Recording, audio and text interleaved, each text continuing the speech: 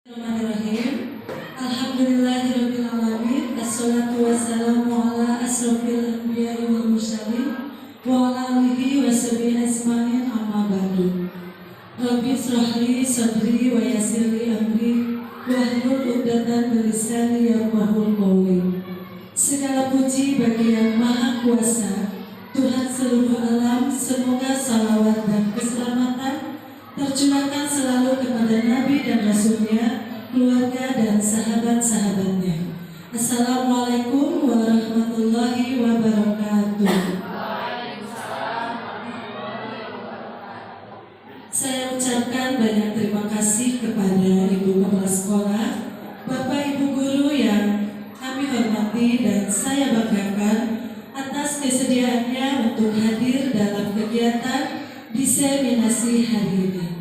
Adapun susunan acara hari ini: 1. Pembukaan. 2. Prakata dari Ibu Kepala Sekolah SDN Jatisari. 3. Prakata dari rekan sejawat. 4. Pemaparan dari Ibu Lisnawati selaku JGP Angkatan 9. 5. Tanya jawab. 6. Kesimpulan dan penutup. Baik Ibu Bapak, untuk mengawali acara ini, marilah kita sama-sama membuka acara ini dengan membacakan basmalah. Acara selanjutnya yaitu prakata dari Ibu Kepala Sekolah SDN Jatisari. Kepada beliau saya persilahkan.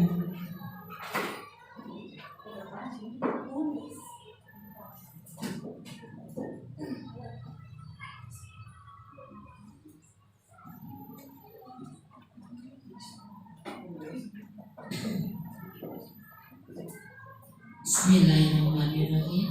Assalamualaikum warahmatullahi wabarakatuh. Waalaikumsalam warahmatullahi wabarakatuh.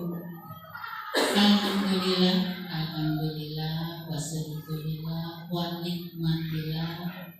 Bahwasanya hari ini kita masih diberi kesempatan oleh Allah Subhanahu wa taala, masih diberi umur panjang, masih diberi kesehatan, diberi berkah dan barakah. Salawat serta salam kita limpahkan pada junjungan kita Nabi besar Muhammad Sallallahu Alaihi Wasallam, pada keluarganya, pada sahabat-sahabatnya, dan pada pengikut yang setia.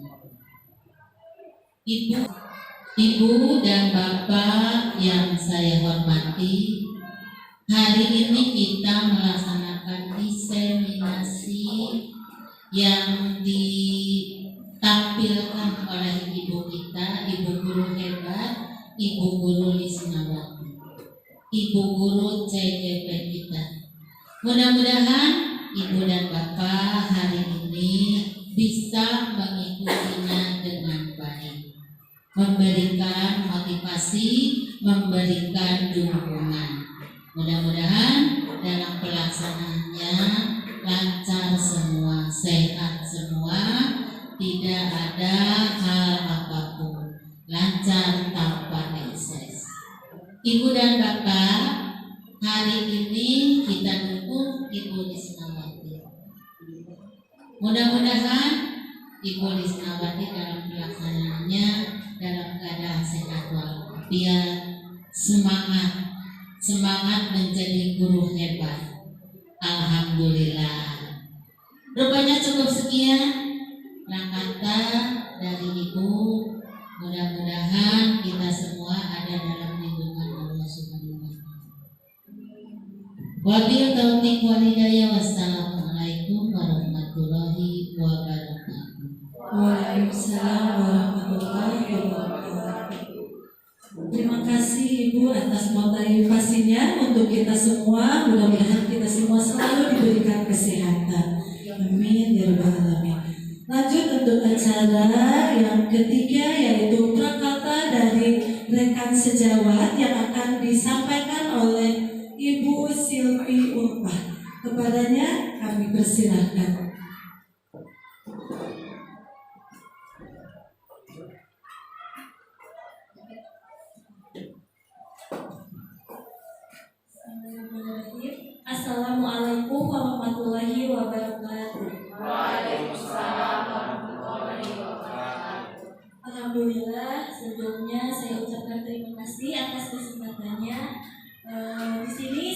sebagai rekan sejawat dari Ibu Lisnawati SPD, calon guru penggerak angkatan 9 di Kabupaten Bandung. Alhamdulillah, saya sangat bangga dengan bertambahnya guru penggerak di sekolah kami di SDN Jatisari ini. Mudah-mudahan apa yang akan disampaikan oleh Ibu Lisna, diseminasi budaya positif, akan memberikan dampak yang lebih baik lagi untuk sekolah kami. Dan mudah-mudahan juga bisa memotivasi rekan-rekan yang lain untuk mengikuti program CGP ini. Karena dari yang saya lihat dan saya alami juga, saya mendapatkan banyak ilmu yang bermanfaat dari beliau. Mungkin itu saja yang bisa saya sampaikan. Terima kasih. Wassalamualaikum warahmatullahi wabarakatuh. Waalaikumsalam warahmatullahi wabarakatuh. Ya, terima kasih Bu Silvi atas motivasinya ya. Baik Ibu Bapak, untuk mengefektifkan waktu kita lanjut untuk acara pokok, yaitu pemaparan tentang budaya positif yang akan disampaikan oleh guru hebat kita, Ibu Lisnawati SPD, calon guru penggerak angkatan 9 SDN Jatisari, Kabupaten Bandung. Kepadanya saya persilakan. Terima kasih. Bismillahirrahmanirrahim. Assalamualaikum warahmatullahi wabarakatuh. Waalaikumsalam warahmatullahi wabarakatuh.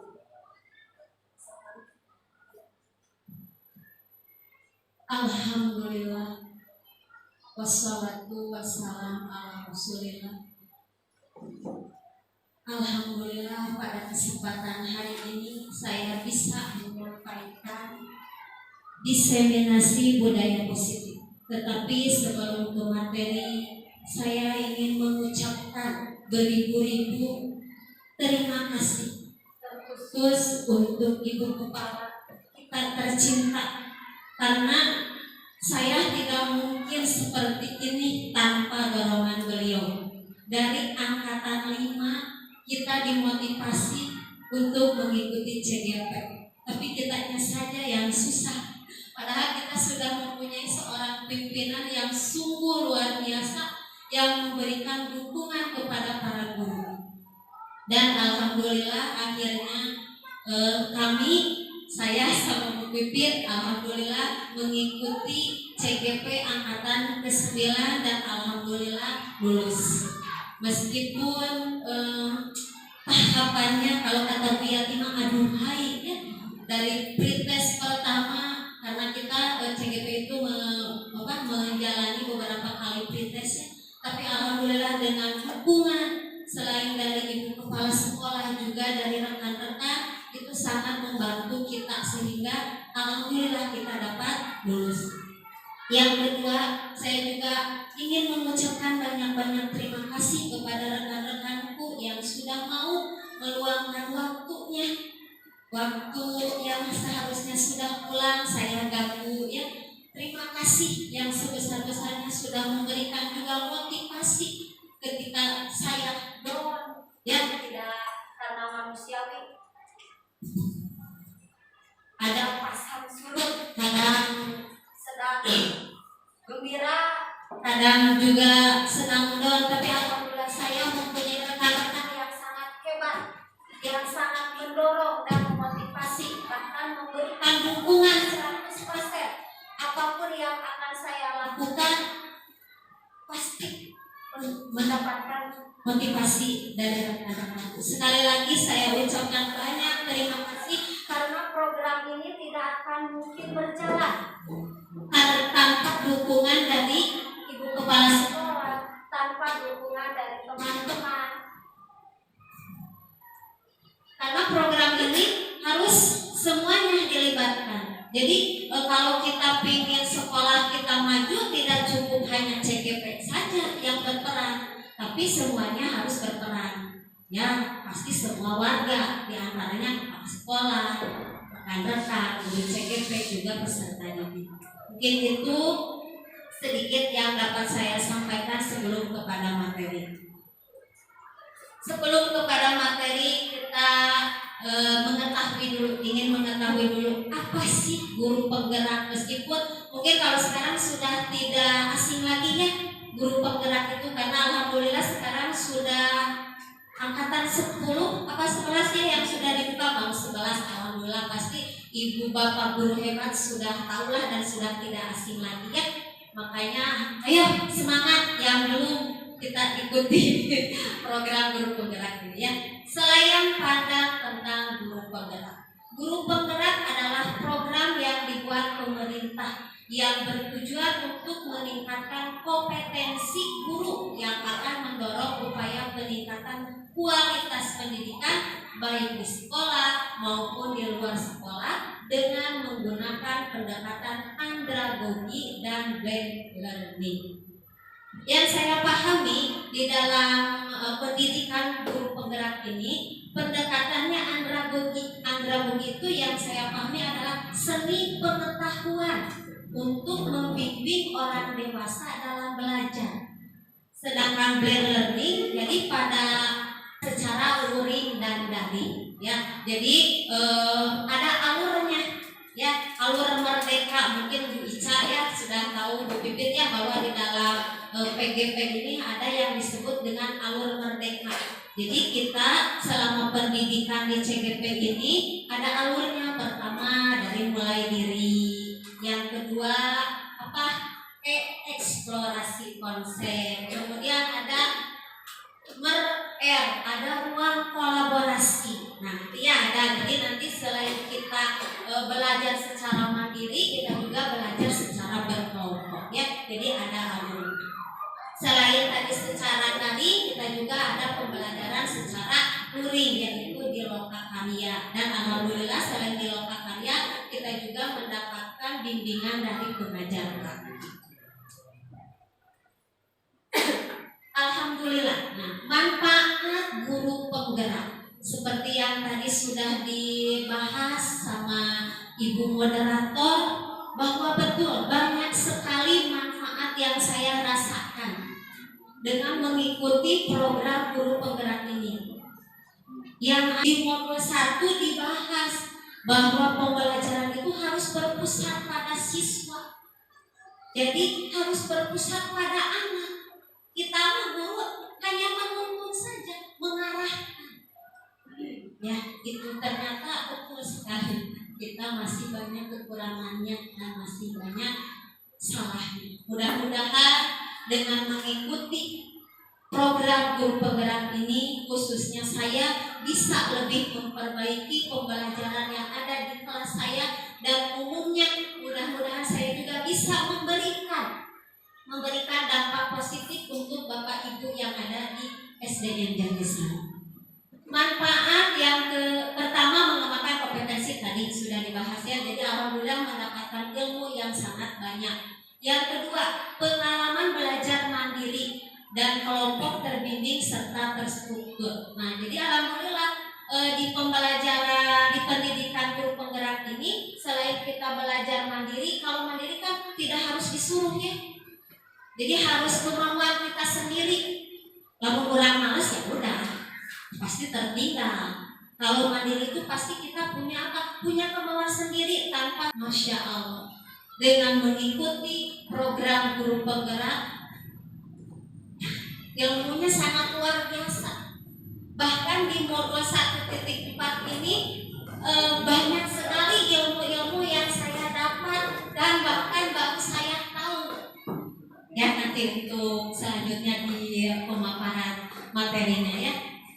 Nah, selain kita belajar mandiri, kita juga terbimbing secara kelompok. Karena ketika kita kolaborasi, ketika pembelajaran secara daring, kita dibimbing oleh fasilitator. Ketika ada pemahaman elaborasi juga kita dibimbing juga oleh instruktur. Jadi pemahaman kita lebih dikuatkan.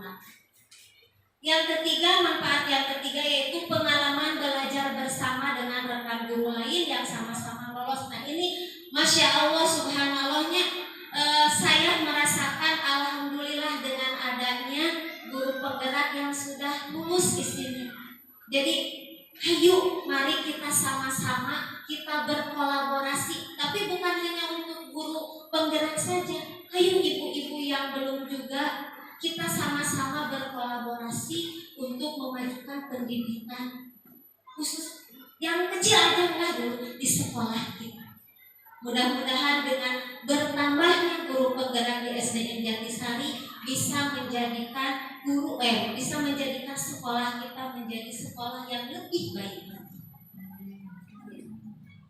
Manfaat yang keempat yaitu mendapatkan bimbingan mentoring dari pengajar praktik. Ya sudah pastilah mungkin ya ibu bapak juga kemarin ketika ada pendampingan, alhamdulillah dilibatkan ya, alhamdulillah jadi sudah tahu. Jadi bukan hanya belajar sendiri, tapi kita juga diberi pemahaman, diberi lagi penguatan. Yang selanjutnya yaitu mendapatkan komunitas belajar baru. Sudah pasti mendapatkan teman baru, mendapatkan ilmu baru. Dan yang tidak kalah pentingnya dan menggiurkan mungkinnya ini mendapatkan sertifikat pendidikan 306 JP dan piagam guru penggerak. Tapi saya ingin memotivasi untuk para guru-guru yang belum mengikuti, kita jangan terfokus ke sini. Karena yang saya rasakan manfaat yang paling utama adalah betul ilmunya sangat luar biasa. Saya baru 1 modul, tapi alhamdulillah di kelas sudah bisa sedikit demi sedikit merubah cara pembelajaran, cara menggunakan media. Ya, jadi mudah-mudahan motivasinya timbul dari diri sendiri. Ya, itu mungkin manfaat dari guru penggerak yang saya rasakan. Nah, sebelum kita ke materi, ada pertanyaan pemantik supaya kita lebih semangat. Masih semangat? Semangat. Ya, nanti kita diskusikan pertanyaan yang pertama. Bapak Ibu boleh menjawabnya dengan setuju atau tidak setuju. Hukuman dapat mendisiplinkan murid. Apakah setuju? Tidak. Apa alasannya? Nanti kita bahas ya. Yang kedua, pemberian hukuman dalam hal positif seperti membaca atau membersihkan halaman sekolah dapat meningkatkan disiplin murid. Setuju tidak setuju? Setuju. Setuju? Ya, setuju ya. Sepakat setuju? Setuju. Yang ketiga, memberikan penghargaan dapat meningkatkan motivasi murid. Setuju? Setuju. Ya, sip, nanti kita bahas bersama-sama. Ya. Jadi di hari ini saya menyampaikan diseminasi budaya positif. Diseminasi ini adalah sinonim dari kata sosialisasi. Jadi di tugas terakhir di modul 1 ini saya diberi tugas untuk menyampaikan materi tentang budaya positif. Saya diberikan tugas untuk menyampaikan kepada rekan-rekan di sekolah saya. Dan alhamdulillah ibu bapak bisa mengikutinya pada hari ini. Budaya positif. Budaya positif akan menumbuhkan rasa aman dan nyaman pada murid dalam proses pembelajaran. Budaya positif juga akan mendorong murid untuk mampu berpikir, bertindak mandiri, dan bertanggung jawab.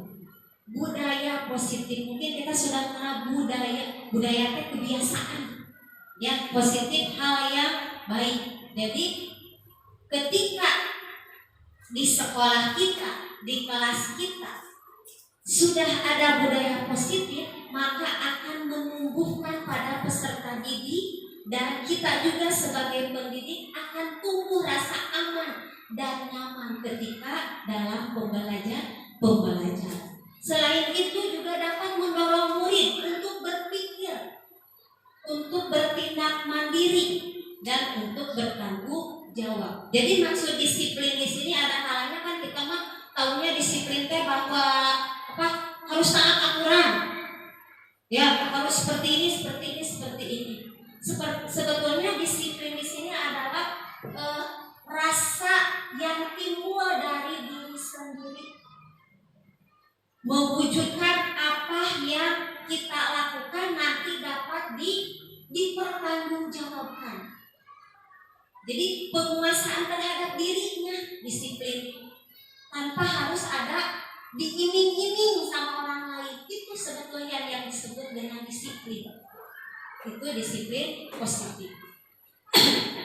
Adapun di dalam modul budaya positif ini adalah sangat banyak ya Bu ya. Materinya di modul 1.4 ini sangat banyak sekali. Tapi alhamdulillah manfaatnya juga sangat banyak sekali.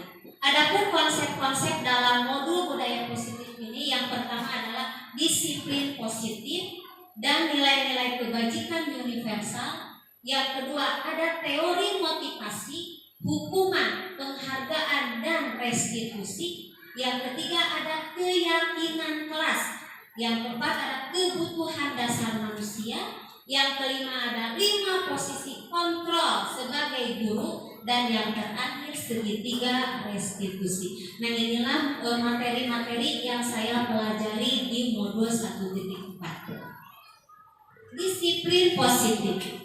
Disiplin positif merupakan suatu cara penerapan disiplin tanpa kekerasan dan ancaman yang bertujuan untuk menumbuhkan kesadaran serta memberdayakan anak untuk melakukan sesuatu tanpa sombong, tanpa ancaman maupun hukuman. Nah, tadi seperti yang sudah saya jelaskan. Jadi disiplin positif ini si anak melakukan sesuatu bukan karena takut. Abi mah bade lebet ke sekolah teh lebetna 6:30. Kalau jam 7 mah takut disetrap terus ibu. Nah, jadi ini motivasinya bukan dari dalam dirinya, tapi masih karena takut dihukum. Aku mah mau ke sekolahnya jam 7 kurang 10 karena mau beres-beres dulu meja ibu, nanti biar sama ibu dikunci. Bukan karena itu kalau disiplin positif, tapi betul-betul karena tanggung jawab dirinya pada dirinya sendiri. Itu ya disiplin positif. Sehingga dari disiplin positif tersebut mendapatkan nilai-nilai kebajikan universal. Apa itu nilai-nilai kebajikan universal? Yaitu sifat-sifat positif manusia yang merupakan tujuan mulia yang ingin dicapai setiap individu.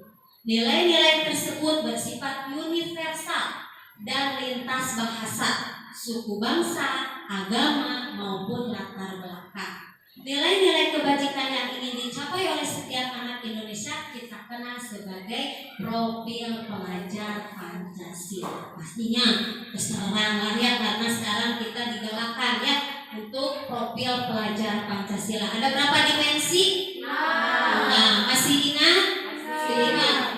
Mau dinyanyikan? Boleh. Siap. 1, 2, 3. Pelajar Pancasila beriman dan bertakwa pada Tuhan Yang Esa dan berakhlak mulia, berkebinekaan global, gotong royong mandiri, kreatif dan bernalar kritis. Terima kasih Ibu Bapak hebat. Ya, jadi alhamdulillah ya sekarang kita kan sedang digalakkan dengan kurikulum merdeka ya, yang tujuannya untuk mendapatkan peserta didik yang berprofil pelajar Pancasila. Karena di dalam profil pelajar Pancasila ini menurut saya sudah sangat tercakup semuanya.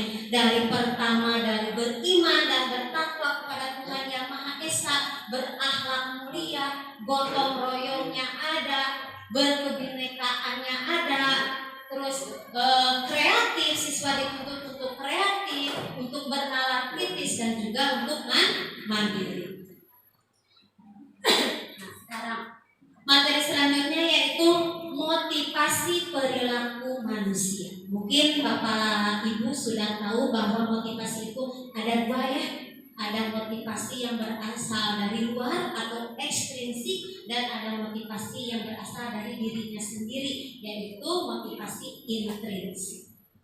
Untuk menghindari ketidaknyamanan, hukuman, apa yang akan terjadi apabila saya tidak melakukannya.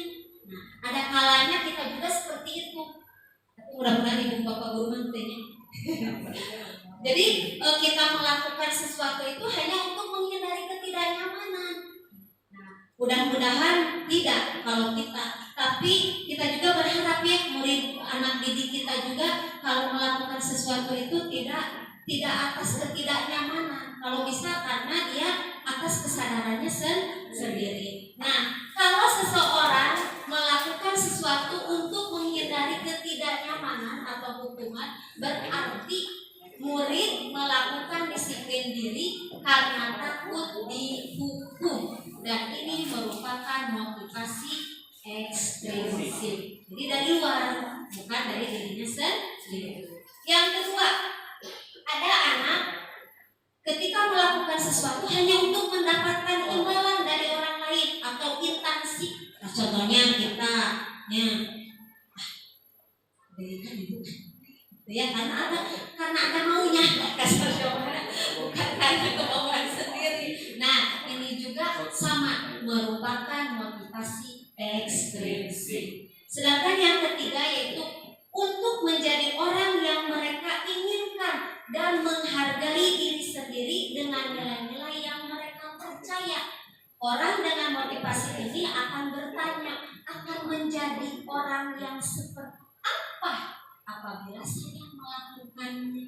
Nah, kalau motivasi ini insya Allah sudah motivasi yang berasal dari dirinya sendiri. Ya, jadi mereka melakukan sesuatu karena nilai-nilai yang mereka yakini, mereka hargai, dan mereka melakukannya karena ingin melakukan itu, bukan karena ada hukuman, bukan karena ada iming-iming dan lain sebagainya. Ya, itu motivasi perilaku manusia. Nah, sekarang hukuman dan penghargaan. Saat kita berulang kali menjanjikan hadiah kepada anak-anak agar berperilaku bertanggung jawab, atau kepada seorang murid agar mempelajari sesuatu yang baru, atau kepada seorang karyawan agar melakukan pekerjaan yang berkualitas, kita sedang berasumsi mereka tidak dapat melakukannya atau mereka tidak akan memilih untuk melakukan. Al-Fiqh. Nah, hukuman dan penghargaan seperti tadi dibahas di depannya, nanti ada pemaparannya lebih lanjut. Nah, di sini ini adalah salah satu materi yang saya paling suka di modul 1.4. Kenapa? Karena sangat berbelat-belat. Ya, dihukum oleh penghargaan. Karena menurut saya penghargaan itu justru akan memotivasi. Tapi ternyata ya penghargaan itu dapat bersifat menghukum. Yang kedua, penghargaan dapat merusak hubungan. Penghargaan dapat menurunkan kualitas. Penghargaan dapat mematikan kreativitas. Penghargaan mengurangi motivasi intrinsik. Dan yang terakhir adalah penghargaan tidak efektif. Mungkin kita bahas satu-satu ya, sedikit. Penghargaan bersikap menghukum. Contoh kecil saja ya. Misalnya di kelas. Tapi alhamdulillah kalau sekarang kita sudah tidak menyampaikan rankingnya, meskipun pasti untuk kita guru pasti kita punya pegangan. Tapi alhamdulillah kalau sekarang sudah tidak disampaikan kepada peserta didik kita. Ketika ada anak yang berprestasi, bisa ranking kedua, nah si anak yang ranking kedua itu akan merasa terhukum. Saya mah sudah belajar sungguh-sungguh, tapi kenapa ya si A lagi. Padahal dia sudah hasilnya sudah bagus. Tapi karena dikasih penghargaannya, misalnya contohnya hanya satu orang, ya itu akan menjadi menghukum untuk anak tersebut. Atau mungkin ada yang lain yang mau memberikan contoh bahwa penghargaan itu bersifat menghukum. Ada? Ya. Terima kasih untuk waktunya Ibu. Yang saya rasakan ya, yang saya lihat di kelas gitu ya. Anak-anak waktu dulu saat ada ranking itu betul sekali mereka merasa terbebani gitu, saat diberikan suatu tantangan, contohnya dalam ranking gitu. Makanya dari itu sekarang tidak ada ranking itu sangat bagus sekali. Cuma sesekali guru ingin saja memberikan penghargaan itu gitu ya, selalu terjebak. Padahal anak itu di rumahnya itu jadi terbatasi. Khusus menghafal aja waktu dia itu untuk bermain justru akan lebih kurang karena dalam capaian otaknya itu saya harus membanggakan orang tua dengan jadi ranking gitu ya. Akhirnya hak anak yang harusnya bermain, harusnya makan dengan santai, berburu-buru gitu, tidak ada hak anak yang terpenuhi. Padahal hak anak yang seutuhnya di masa-masa TK, SD sampai masa sekolah itu ada haknya untuk bermain. Jadi itulah munculnya tidak ada dorongan dalam diri sendiri kalau sifatnya itu mengejar prestasi dengan ancaman gitu. Jadi hukum seolah-olah anak tersebut dituntut, apalagi ya orang tua yang tidak paham gitu ya bahwa anak pintar ya pasti ranking 1 gitu. Padahal anak pintar itu bukan mesti harus juara gitu. Anak yang pintar itu bisa dari berbagai aspek gitu salah satunya. Jadi saya memang tercerahkan dari pemaparan Risma bahwa betul penghargaan itu bersifat menghukum. Seperti itu Ibu, terima kasih. Ya, terima kasih Bu Ica. Ya, ternyata betul ya, karena pada hakikatnya dunia anak adalah dunia bermain, tapi bukan berarti ya terus main, enggak juga ya. Kita memberikan batasan, tapi salah satu hak anak juga adalah bermain. Contohnya lagi misalnya sekarang, ketika anak terus-menerus diberikan penghargaan, ketika suatu saat kita lupa, kita manusia ya tidak luput dari lupa. Ketika misalnya kita lupa tidak memberikan penghargaan kepada anak tersebut, akhirnya anaknya aduh, terjatuh. Ini namanya aku tidak dikasih hadiah sama si ibu. Ya, jadi tadi yang benar-benar harus kita tanamkan kepada anak didik kita adalah motivasi intrinsik. Itu sangat penting sekali. Karena kalau sudah ada kesadaran dari dirinya, maka kita tidak akan capek. Kita cukup menuntun, kita cukup memberitahu, oh ini yang bagus seperti ini. Seperti itu ya. Yang kedua, penghargaan dapat merusak hubungan. Nah, ngomong anak-anak SD besti-bestian. Nah, ya, misalnya di sini ada Bu Silpi sama Bu Irma besti-bestian. Ya, ternyata misalnya saya terlalu sering memuji Bu Silpi. Itu si Silpi. Ya, begitu turutan. Nah, nanti untuk Irma sendiri akan seperti bagaimana? Makanya siapa dulu sudah baik, saya tidak akan istilahnya mau kerjakan lah. Nah seperti itu ya, jadi akan merusak hubungan yang asalnya besti karena dibanding-bandingkan, jadi ya merusak hubungan, jadi babagudan. Penghargaan menurunkan kualitas. Nah ini berhubungan dengan yang nomor 4, mematikan kreativitas.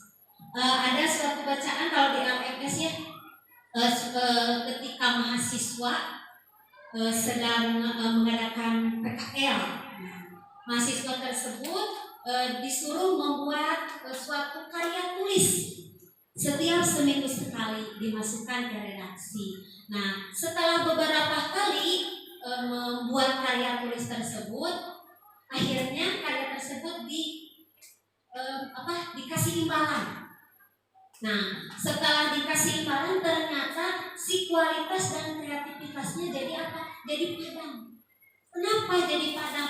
Karena dia menganggapnya yang penting saya membuat karya tulis 1 minggu sekali, mau itu kualitasnya bagus atau tidak, yang penting saya mendapatkan imbalan. Beda dengan yang sama sekali pokoknya saya ingin memberikan yang terbaik, mau ada imbalan tidak ada imbalan, maka dia akan mengerjakan sebaikmu.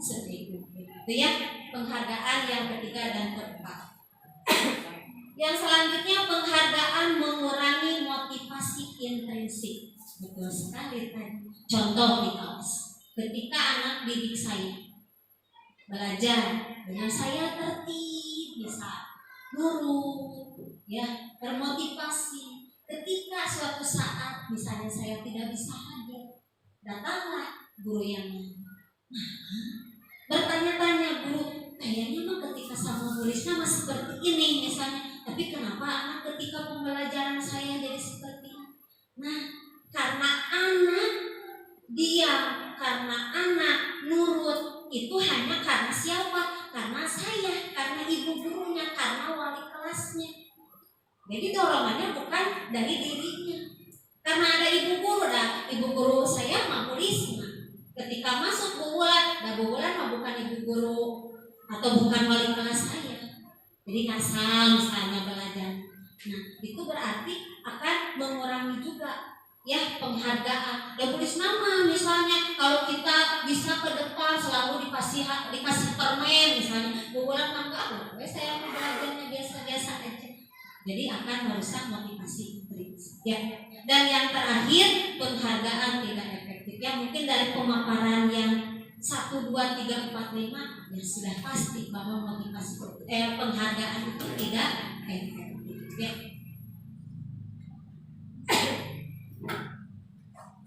Masih semangat?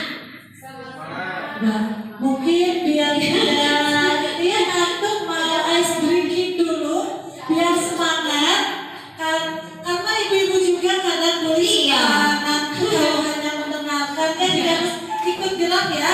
Sebelum nanti melanjutkan pemaparannya akan Bu Ica pimpin ya biar bergerak semuanya. Ayo ikut nih, ayo siap ya. Ayo sama sekalian ice drinking dulu ya. Jangan malu-malu. Jangan malu-malu. Terima kasih Ibu MC ya, MC yang lucu dan Ibu juga yang semangat ya untuk waktunya. Ibu-ibu semangat bapak-bapak. Pengen tahu semangatnya gimana ya? Kalau saya bilang tepuk 1, tepuk 2, tepuk 3, siap ya? Coba. Ada semangat. Coba. Siap. Tepuk 1, tepuk 2, tepuk 3, siap. Kurang kompak, masalah makan opak, kurang kompak.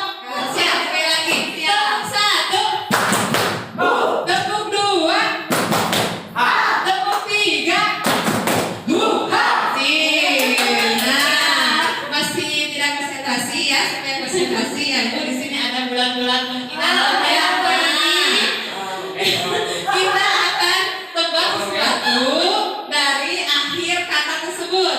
Contohnya, clue-nya nanti yang tidak bisa jawab berarti harus menyiapkan clue ya. Misalkan ngegolong di Abi. Di 1 sampai 3 berarti Ibu kurang konsentrasi sama Bapak ya. Makanya kita coba misalkan dari sekarang ya. Sebutkan nama hewan tapi akhirnya lanjutkan. Misalkan monyet, berarti Ibu harus melanjutkan dari huruf T. Nah, gitu Ibu Bapak ya. Apa dari T, Bu? Tikus. Nah, Ibu lempar siapa aja boleh. Siap ya? Nah, kita lanjut. Silakan Ibu dari T. Nah, silakan Lima. Tikus berarti S. S. Apa S? Semut. Apa Bu? Semut. Lempar lagi Bu. Masih ini. Silakan Bu. Semangat. Tupai. Tupai, betul. Ikan. Iya,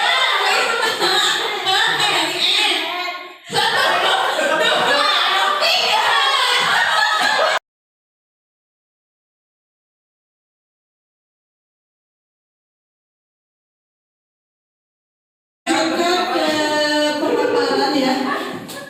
Ya, alhamdulillah ya. Kita lanjutkan, sudah terbakar semangatnya. Ya, materi selanjutnya yaitu tentang hukuman, konsekuensi, dan restitusi. Hukuman diberikan bisa berupa fisik maupun psikis. Hukuman bersifat tidak terencana atau tiba-tiba. Ya, ketika malam hari terpikir tidak oleh kita bahwa hari ini misalnya akan ada anak yang bertengkar. Tidak, ya. Ketika ada kejadian otomatis misalnya secara langsung kita menghukum karena ada anak yang bertengkar atau misalnya ada anak yang melakukan kesalahan. Itu hukuman. Yang kedua, konsekuensi.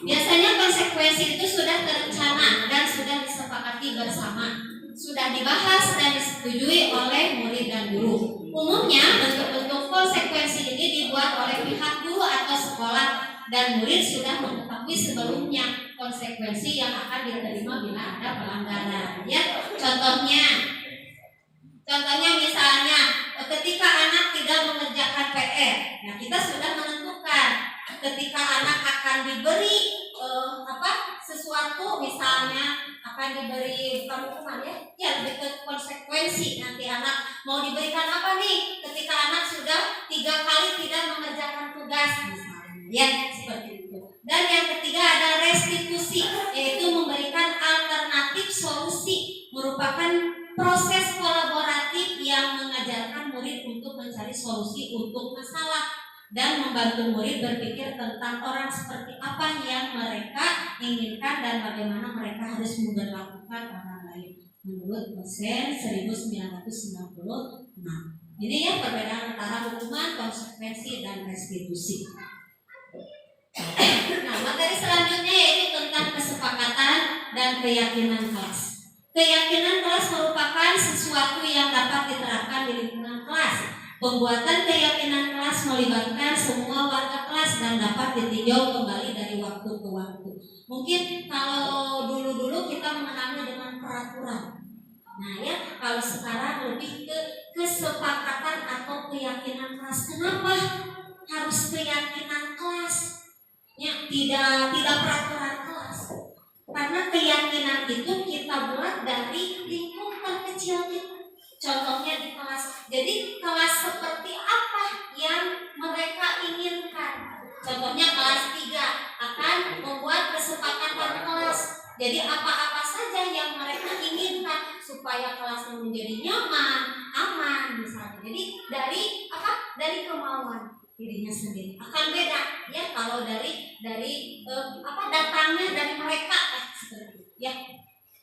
Adapun cara merumuskan keyakinan kelas yang pertama, jadi bukan kita. So, ibu makil. Nah, jangan ya. Jadi merumuskannya kita berdiskusi dengan anak kita tentang apa yang diinginkan dan disepakati bersama untuk menumbuhkan budaya positif. Minimal di kelasnya dulu.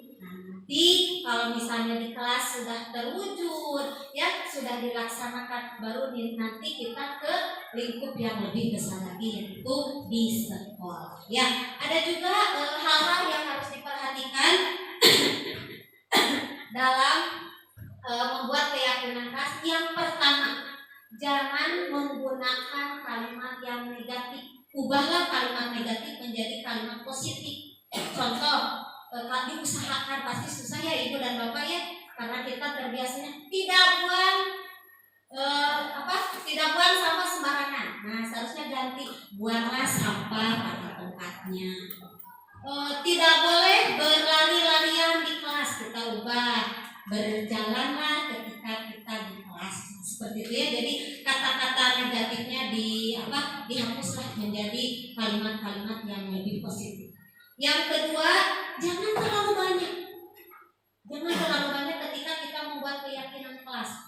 Jadi cukup beberapa saja, tapi sudah si anak mau melaksanakannya. Jadi buat apa kita membuat banyak tapi tidak ada yang dilaksanakan? Jadi jangan terlalu banyak. Dan yang terakhir, semua harus berkontribusi. Jadi semua anak harus memberikan. Seperti di sini ya, saya memberikan sticky note kepada anak. Jadi setiap anak bebas memberikan apa yang mereka inginkan untuk mencapai sekolahnya supaya aman, tertib di kelasnya ya, seperti itu.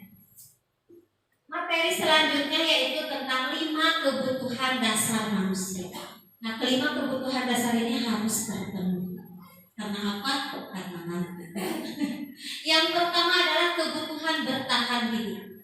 Bertahan hidup untuk keselamatan, keamanan, kesehatan, memiliki keturunan, dan lebih kepada sandang, pangan, dan papan. Ya, ini sangat diperlukan supaya apa? Supaya hidupnya bahagia, ya, tentram. Maka kebutuhan ini harus terpenuhi. Yang kedua adalah kasih sayang dan rasa ini bukan hanya untuk peserta didik saja, kita juga sebagai guru, sebagai pendidik kan kita juga sama manusia seperti peserta didik, betul? Nah, kita juga pasti membutuhkan kebutuhan dasarnya, ya. Kebutuhan mendapatkan kasih sayang, rasa diterima, dan yang ketiga adalah penguasaan, kebutuhan pengakuan atas kemampuan, diberi apresiasi, ya seperti itu. Kebebasan akan pilihan, kemerdekaan, mobilitas, kreativitas. Jadi anak kalau di sini anak juga di kelas silakan berikan kebebasan, tapi bukan berarti kebebasan tanpa batas, ya. Tapi tadi kita sebagai pendidik cukup dengan menuntunnya, ya. Dan yang terakhir adalah kesenangan, kebutuhan kesenangan untuk merasa senang, hiburan. Kalau sekarang terus-terusan kita juga belajar tanpa healing, gimana rasanya ibu bapak? Jenuhnya. Jadi kebutuhan 5 dasarnya harus terpenuhi. Ketika kelima kebutuhan dasar terpenuhi, maka murid akan tumbuh dengan seimbang. Nah, nanti juga pastilah semua ibu bapak guru mengalami ada anak masih pagi, kenapa udah cemberut? Ya di kelas kita tuh jangan langsung menyalahkan, tapi bagaimana dekati anak tersebut. Kenapa kamu masih pagi sudah misalnya sudah tidak gairah, sudah lesu, ya aku tidak makan, aku tidak sarapan. Berarti salah satu kebutuhan dasarnya tidak terpenuhi, ya. Sebaliknya, jika kelima kebutuhan dasar tidak terpenuhi dengan baik, maka murid tersebut akan mengalami emosi negatif. Nah, sekarang banyak sekali ya anak-anak yang mengalami emosi negatif seperti di kelas bosan, sedih, kecewa, bahkan mereka akan melakukan perbuatan yang bertentangan dengan nilai-nilai kebajikan. Nah, inilah tugas kita. Jadi kita sebagai pendidik itu bukan hanya ngajar, memberikan pembelajaran, tapi kita juga harus masuk ke dalam anak. Kita harus tahu kan di awalnya kita mengadakan tes diagnostik. Kita tahu bagaimana latar belakangnya. Sebelum kenaikan mungkin guru kelas 3 saya bertanya dulu ke guru kelas 2 bagaimana ketika di kelas 2. Nah ini salah satu manfaat. Jadi supaya tidak kita sebagai pendidik tidak langsung si ini tidak seperti ini, ya. Jadi tidak seperti itu. Tapi kita mendalami ada apa nih dengan anak ini. Karena tadi jika perilaku buruk tidak dapat tersalurkan, tidak dapat disampaikan, itulah responnya. Jadi respon yang negatif. Ya, itu tentang kebutuhan dasar manusia. Materi selanjutnya yaitu tentang 5 posisi kontrol. Yang pertama ada penghukum, yang kedua ada pembuat rasa bersalah, yang ketiga teman, yang keempat pemantau, yang kelima manajer. Nah, supaya kita lebih memahami berada di mana kita sebagai pendidik, ya posisi kontrol kita sebagai pendidik ada di mana, kita nonton dulu videonya.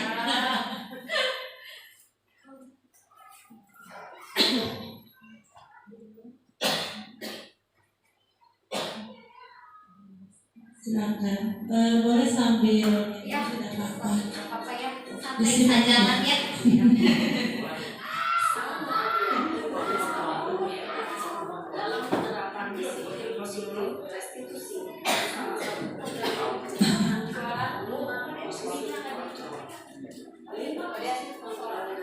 Institusi adalah proses perjalanan seorang pendidik agar dapat mengenali dirinya. Kita akan membahas tentang 5 posisi kontrol yang dikembangkan oleh Diane Dawson dan contoh penerapannya.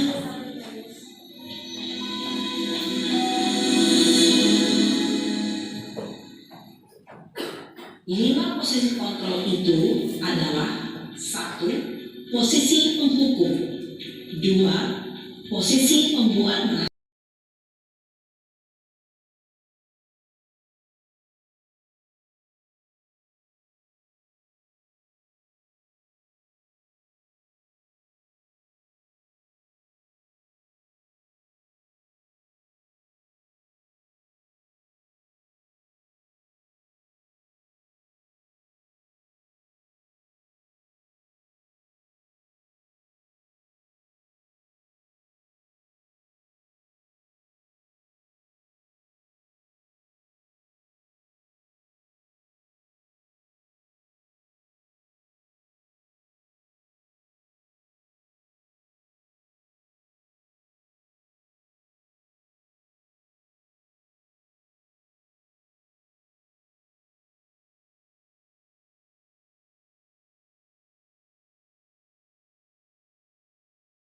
Posisi manajer adalah posisi kontrol yang disarankan untuk membimbing murid memiliki sikap disiplin yang positif, yaitu murid yang mandiri, bertanggung jawab, dan dapat memecahkan masalah. Tujuan dari posisi ini adalah agar murid dapat berefleksi atas tindakannya. Guru akan lebih tulus memberikan pertanyaan-pertanyaan bermakna, sehingga membuat murid dapat belajar dari kesalahannya dan mencari sebuah solusi untuk menyelesaikannya. Ibu dan Bapak, dari kelima posisi kontrol yang barusan kita bahas, mana posisi yang paling ideal? Manajer. Sudah kita laksanakan? Sedikit, ya. Alhamdulillah ya, harus mungkin belum terbiasa, tapi kalau kita sudah terbiasa, insya Allah nanti ke depannya kita akan terbiasa dan menjadi ada di posisi manajer yang sangat ideal, ya.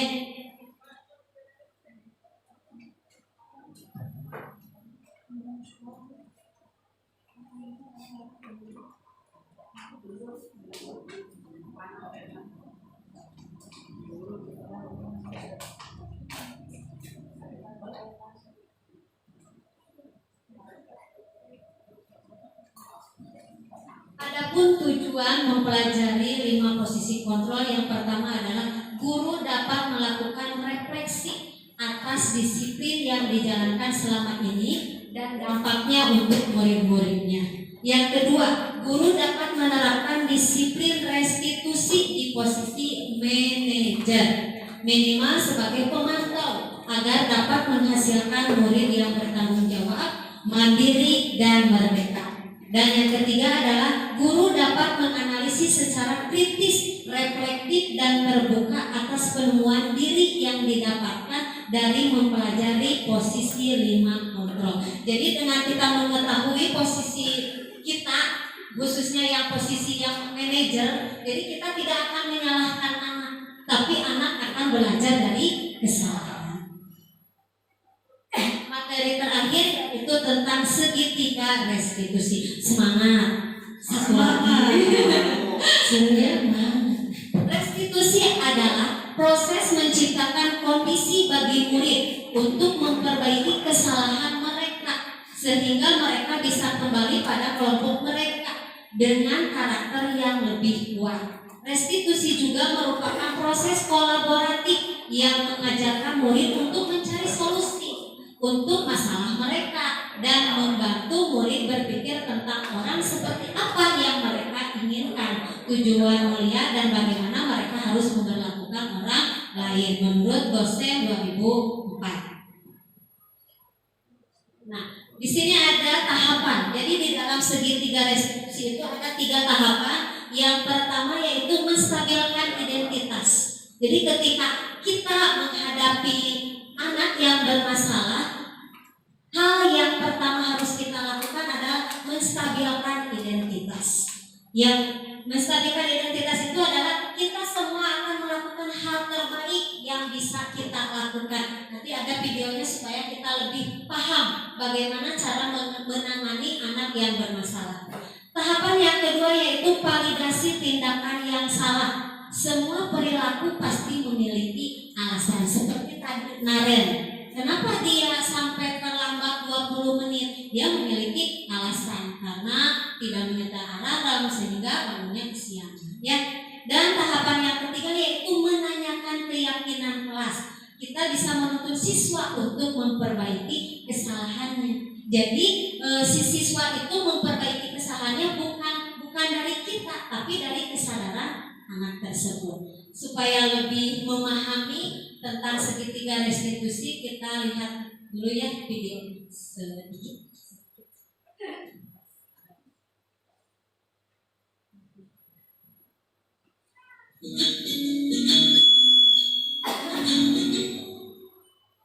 Salam dan bahagia Ibu dan Bapak guru hebat. Pada video kali ini kita akan membahas tentang salah satu program disiplin positif yang diterapkan di lingkungan sekolah yang dikenal dengan nama restitusi.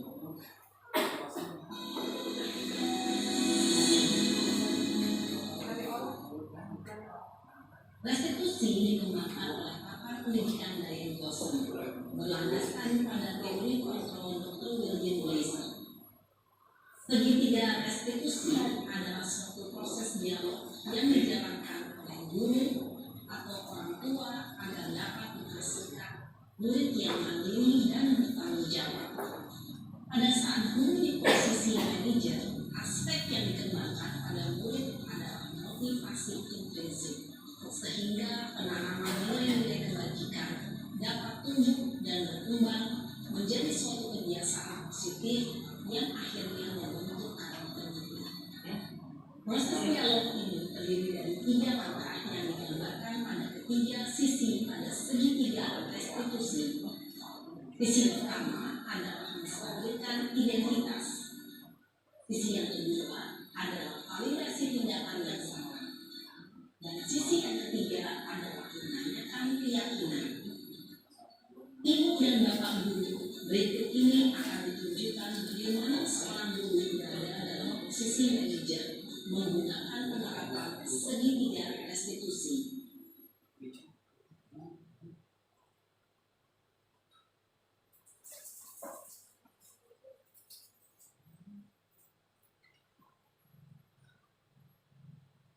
Iya kan? Ya nama lagi teruskan. Kenapa ada di sini? Stop Pak, kesel banget. Masa aku dikatain tukang fitnah Pak? Ya aku marah lah.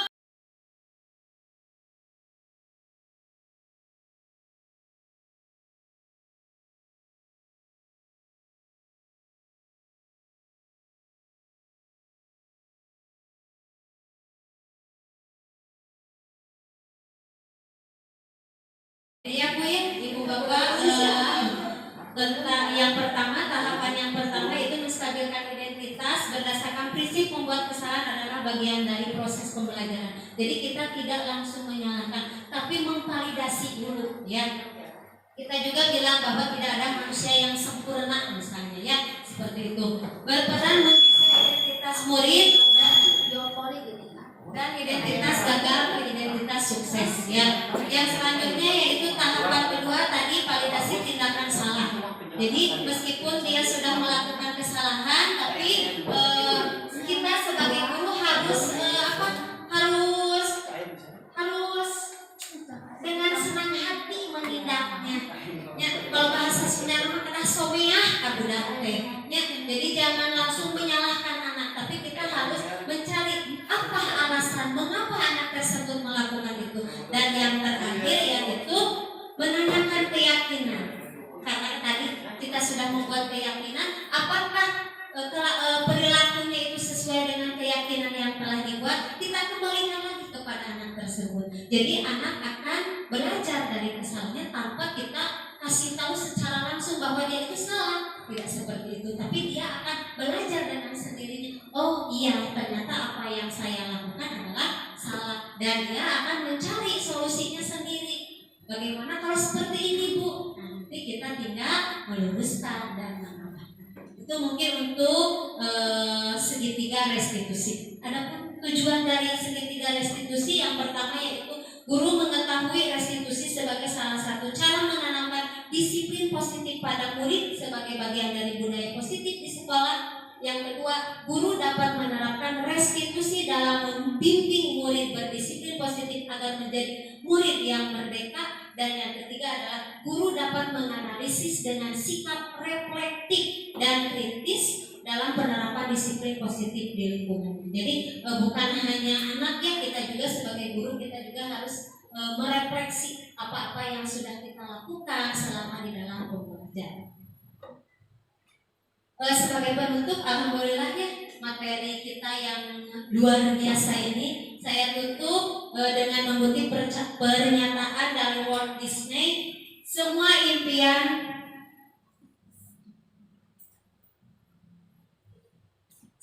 impian bisa Anda wujudkan jika Anda memiliki keberanian untuk mengejar mereka. Artinya jika kita punya impian, maka genggamlah impian tersebut, yakini dan kejar. Percayalah bahwa impian kita pasti bisa kita wujudkan. Sebagai pendidik pasti kita mempunyai impian buat anak-anak kita. Ya, meskipun terasa berat, tantangannya semakin banyak, tapi kita yakin kita memimpikan saja dulu. Mudah-mudahan setelah kita bermimpi, apa yang kita mimpikan menjadi kenyataan. Mungkin pemaparan dari saya cukup sekian. Mudah-mudahan ada manfaatnya dan mohon maaf bila masih banyak kekurangan dalam penyampaian materi, masih banyak kata-kata yang kurang berkenan di hati ibu dan bapak. Mungkin untuk acara selanjutnya ada tanya jawabnya sebentar. Baik Ibu narasumber, terima kasih. Kasih tepukan yang dibutuhkan. Hebatnya, terima kasih pemaparannya sangat jelas. Banyak sekali ilmu yang bisa kita dapatkan, apalagi kita seorang pendidik. Baik Ibu Bapak, untuk acara selanjutnya yaitu sesi tanya jawab. Mohon maaf Ibu, ada batasan berapa pertanyaan atau bagaimana? Oh gitu ya. Ya. Baik, untuk mengefektifkan waktu ya, karena sudah 1 jam lebih ya, saya batasi saja untuk sesi pertanyaan hanya 3 pertanyaan saja. Ibu Bapak yang mau menanggapi atau mau bertanya mengenai materi yang sudah disampaikan oleh Ibu narasumber, boleh silakan. Siapa yang mau bertanya? Kita sharing saja Ya, ini mas sharing saja ya. Nanti saling melengkapi saja siapa yang mau menjawab. Baik, siapa yang pertama? Barangkali Ibu Bapak yang mau menanggapi atau bertanya mengenai materi budaya positif. Masih semangat? Masih ya. Ya silakan. Duluan.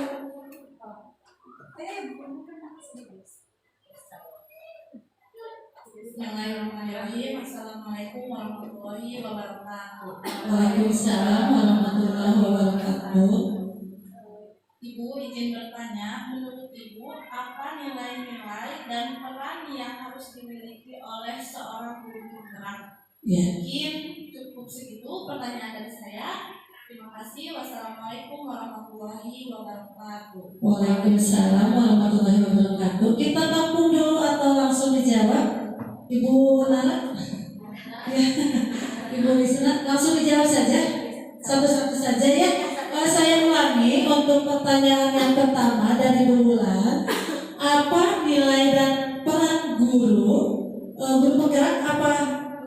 Guru penggerak ya, berarti nilai dan peran guru penggerak. Ya, maka Ibu narasumber. Ya, terima kasih Bu Wulan atas pertanyaannya. Kita sharing saja, nanti mungkin ada yang mau menambahkan ya. Yang saya pelajari di dalam modul 1 ini nilai dan peran guru penggerak. Yang pertama adalah seorang guru penggerak itu harus berpihak pada murid. Jadi kita sebagai guru harus berpihak pada murid. Ada istilah menghamba ya, menghamba pada murid. Jadi maksudnya di sini bukan kita gitu ya, bukan seperti itu, tapi segala sesuatu yang akan kita lakukan itu harus berdasarkan kepada anak didik kita.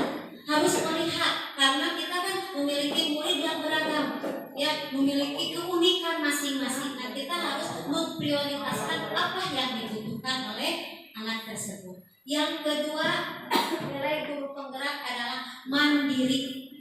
Nah, kita sebagai guru harus mandiri. Mandiri di sini ketika, jadi kalau misalnya wawasan kita ingin bertambah, kita itu jangan mau disuruh sama orang lain. Asalnya seperti ini, ibu KS kirim di grup, mengenai jaringan webinar. Kalau nggak sama ibu disuruh ikutan webinar, istilahnya ya seperti. Jadi seorang guru penggerak itu harus mandiri, harus mencari sendiri untuk untuk meningkatkan kompetensi kita. Itu yang kedua. Yang ketiga harus inovatif. Harus kreatif. Mungkin juga berhubungan ketika dalam pembelajaran. Kita sebagai guru harus inovatif, harus menciptakan media apa nih yang cocok buat anak, supaya anak belajar dengan semangat, gembira, ya, tidak bosan misalnya, menyenangkan buat anak. Kita harus berpikir inovatif, kreatif juga ya. Terus yang harus kolaboratif. Nah, nilai yang selanjutnya ya harus kolaboratif. Kita harus kerjasama. Ya, karena kita juga sudah tahu bahwa kita makhluk sosial yang pasti membutuhkan bantuan dari orang lain, ya, gitu. Jadi kita harus berkolaborasi. Berkolaborasi teh bekerja sama. Karena kita tidak bisa memajukan pendidikan di sekolah kita. Saya saja misalnya yang ke depan, atau Bu Ica saja, atau Bu Fitri saja yang ke depan. Tidak bisa seperti ini. Atau ibu saja, ya, ibu kepala sekolah, tidak bisa. Tapi harus dari semua warga sekolah. Dan yang terakhir harus memiliki sifat reflektif. Kita mau merefleksi diri kita sendiri. Atau ngerasa pang bener nak, atau ngerasa kita sudah sempurna. Ya, jadi kita sebagai guru harus merefleksi diri kita. Apa nih hari ini kelebihan yang sudah kita lakukan buat anak? Apa kekurangan yang kita lakukan hari ini? Jadi itu sangat sangat penting bagi guru sebagai pendidik. Mungkin ada yang bisa menambahkan atau cukup. Mudah-mudahan kita puas ya, biar Bu Wulan nanti mencari lagi referensi. Betul. Ya, gimana Bu Wulan sudah cukup puas, tapi mudah-mudahan tidak puas ya, biar mencari lagi jawaban yang lainnya. Baik, terima kasih. Untuk pertanyaan yang kedua, silakan Ayah Bu Pipit, monggo. Baik, terima kasih atas waktunya. Mohon izin bertanya.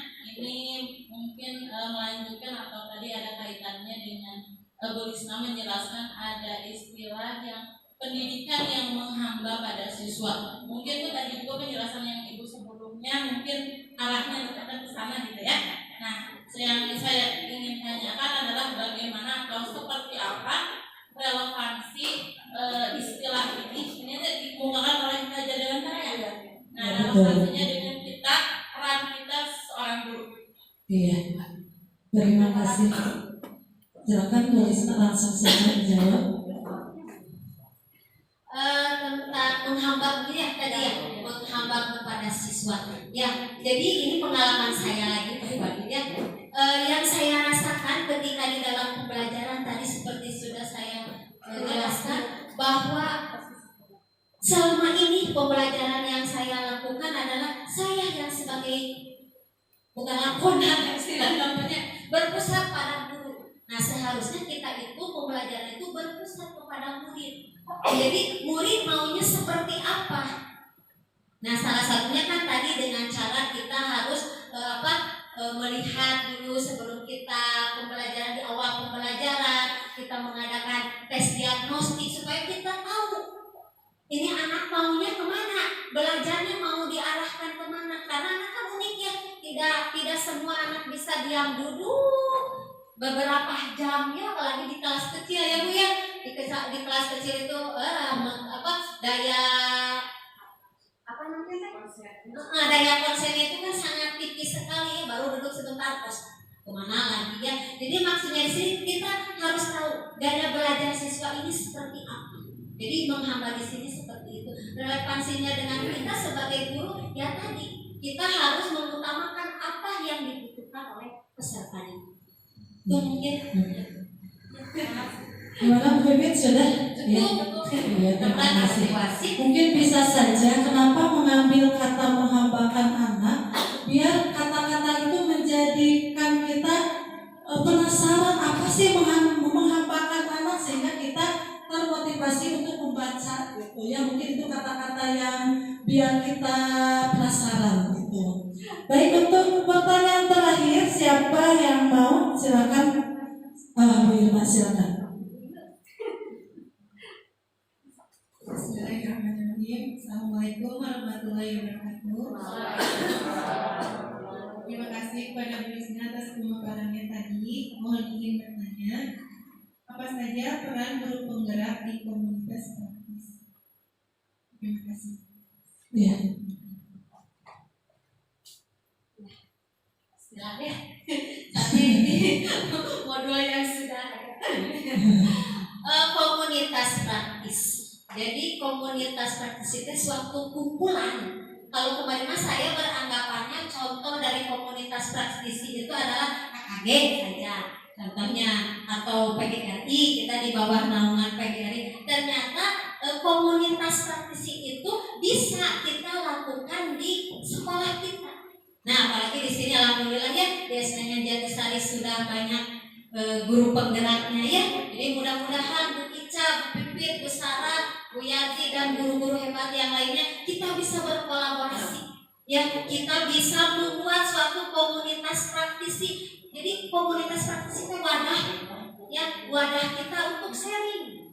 Jadi tidak harus misalnya saya dengan guru kelas 3 saja, tidak. Jadi komunitas praktisi itu bisa juga kita adakan seperti misalnya ketika waktu istirahat kita mendapati anak yang seperti apa misalnya, silahkan kita sharing. Nah, ini juga bisa disebut sebagai komunitas praktisi. Selain yang saya rasakan ya, alhamdulillah kan saya sudah 2 bulan sekarang menjalani pendidikan guru penggerak ini.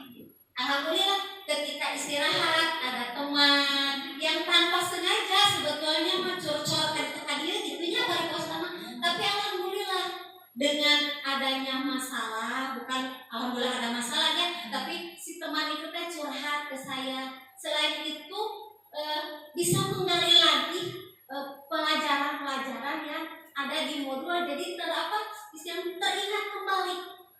Ya, jadi komunitas praktisi itu bukan hanya KKG saja. Jadi kita sebagai guru penggerak itu harus bisa menggerakkan. Nah, jadi untuk ibu bapak yang belum ikutan CGP juga jangan sungkan ya. Yang saya rasakan juga gitu, karena di sini kan sudah ada yang lulus dari justru ketertarikan di sini saya melihat si ibu ini seperti ini, si ibu ini seperti ini. Dan setelah terjun ternyata betul sangat luar biasa ilmu yang didapat dari program pendidikan guru penggerak. Mungkin itu untuk komunitas praktisi. Jadi bisa ya kita sebagai guru penggerak harus sebagai motor yang menggerakkan orang-orang atau warga-warga yang ada di sekitar sekolah. Jadi sekolah adalah minimal komunitas praktisi, baru nanti kita bisa malah misalnya ke KKG atau ke yang lain. Jadi seperti itu. Terima kasih. Ya. Mohon maaf Kalau masih banyak kekurangan, gimana Bu Ilma? Sudah cukup ya. Mudah-mudahan Pak tidak puas ya mencari jawaban-jawaban lain. Alhamdulillah Ibu Bapak, rangkaian acara dari awal sampai sekarang sudah selesai. Saya sebagai moderator akan menyimpulkan apa yang sudah tadi disampaikan. Intinya, dengan materi yang tadi hubungannya budaya positif akan terwujud jika adanya kolaborasi antara sesama sekolah, yaitu kepala sekolah, guru, siswa, orang tua, bahkan dengan seluruh warga sekolah. Dan dengan budaya positif akan menciptakan lingkungan yang nyaman, aman, kondusif di setiap pembelajaran. Itu saja Ibu Bapak yang bisa disampaikan. Mohon maaf atas segala kekurangan dan sekali lagi terima kasih atas waktunya semuanya. Mudah-mudahan diberikan kesehatan oleh Allah Subhanahu wa taala. Baik Ibu Bapak, kita tutup saja acara ini dengan sama-sama membacakan hamdalah. Akhirul kata, wabillahi taufiq wal hidayah. Wassalamualaikum warahmatullahi wabarakatuh. Iya. Iya.